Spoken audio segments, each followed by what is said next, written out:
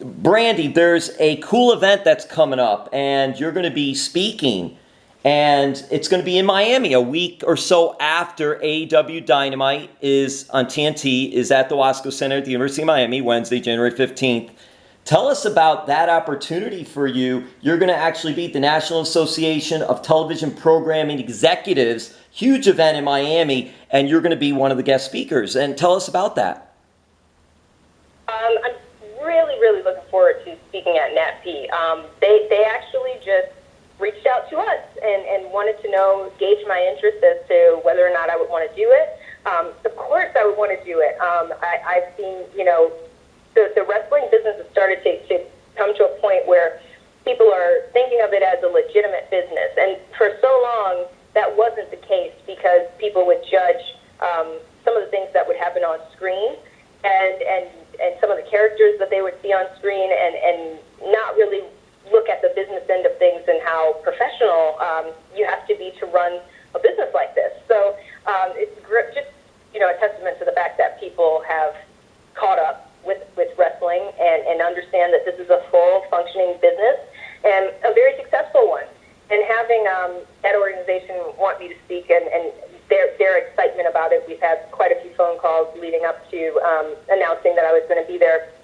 They just are very intrigued and interested in the story of AEW and how all of this came to happen so quickly and so fast. So it's just really cool and validating that we get to be represented there and tell our story and hopefully, have some pointers and things for some executives who've been in their respective fields for so long. It's just going to be a really fun time, and I'm looking forward to meeting a lot of people and, of course, giving my talk. And I do have Tony Schiavone joining me with a little Q&A session at the end of my talk, so I think it's going to be fantastic. We're really excited.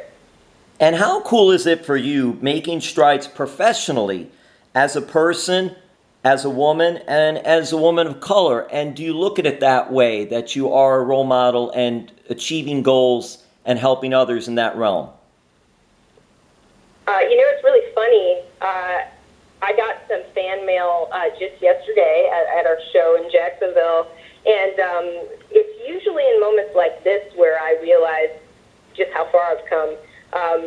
Just one fan was saying that they've kind of followed me ever since I was a ring announcer and just all the way up to where I am right now, and they were saying just, how they were really inspired by my story and just letting me know some of their story and the goals that they had and what they're working towards. And it's just really cool to hear things like that because a lot of times you get bogged up in the day-to-day and don't get the chance to think about, just sit back and think about, hey, look at how far we've come here and look at how many things that you've dreamed about have actually come true. It's really kind of staggering when I look at things that way. But it's definitely a huge responsibility to be pretty much the only female within the talent rim of executives in AEW.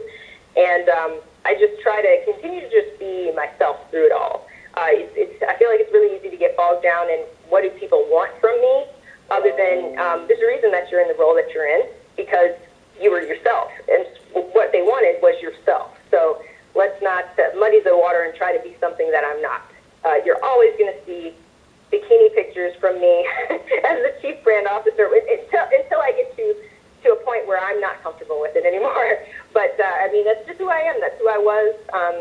I'm not here to pretend to be anybody that I'm not. And I think it shows in my work that stuff doesn't really matter.